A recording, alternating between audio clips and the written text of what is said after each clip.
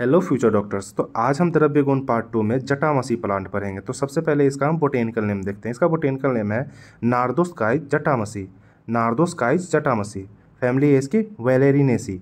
अब इसको ट्रिक से याद करेंगे तो ट्रिक है इसका नारद जटामसी का वेल हो गया। नारद जटामसी का वेल हो गया, या फिर दूसरा ट्रिक आप ये भी याद कर सकते हैं, नारद जटामसी का वेलेरिया से सेटिंग हो गया।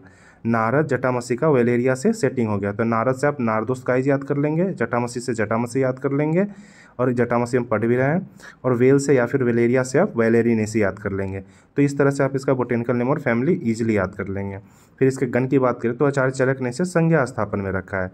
फिर इसके पर्याय की बात करेंगे तो पर्याय हैं इसके मानसी, जटिल, तामसी, सुगंधमानसी, अंकासमासी, और इसके ये पर्याय हो गए। फिर इसका पर्याय का ट्रिक देखेंगे तो मानसी की गंध जटिल और तामस है। मानसी की गंध जटिल और तामस है, तो मानसी से आप मानसी याद कर लेंगे, गंध से आप सुगंध मानसी याद करेंगे, तामस से आप तामसी याद कर लेंगे, और जटिल से जटिल याद कर लेंगे।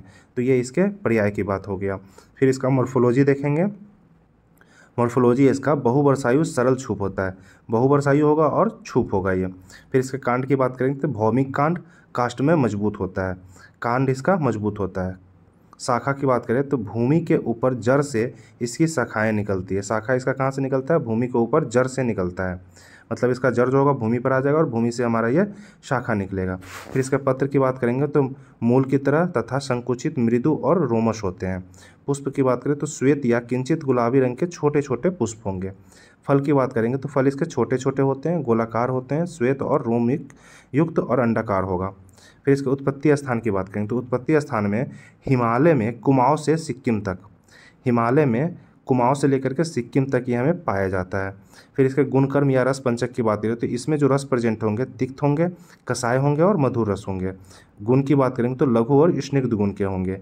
विपाक में ये हमारा मधुर होगा, वीर्य हमारा शीत होगा, और प्रभाव इसका भूतघन होगा, मतलब भूत का नाश करेगा। कर्म की बात करें तो कर्म में दोष कर्म देखेंगे, त्रिदोष शामक है, तीनों दोषों का ये समन करेगा।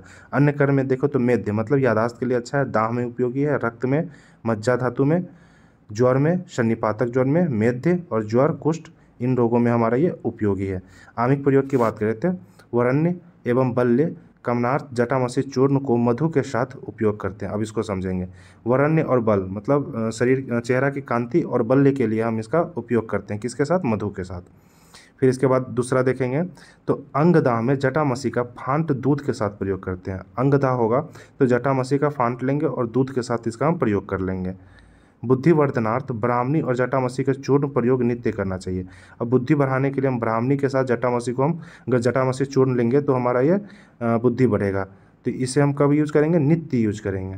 तो ये इसके आमिक प्रयोग की बात होगी। प्रयोजांग की बात करें तो मूल हम यूज में लेते हैं। विशिष्ट कल में देखें तो रक्षोघन घृत, मानसी घृत, केस्य तेल, ये इसके विशिष्ट कल्प हो गए।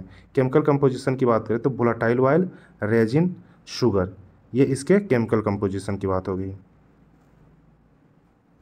ये देखेंगे जटामसी का ये प्लांट, मतलब ये छूप होता है। आप इसके पुष्प देख सकते हैं और इसके कांड और शाखा देख सकते हैं, भूमि से निकल रहे हैं। तो ये इसका आप इजीली आप इससे टैली कर सकते हैं पिक्चर से। मॉर्फोलॉजी के लिए आपको पिक्चर ध्यान में रहना चाहिए, तो आप मॉर्फोलॉजी इजीली लिख पाओगे एग्जाम में।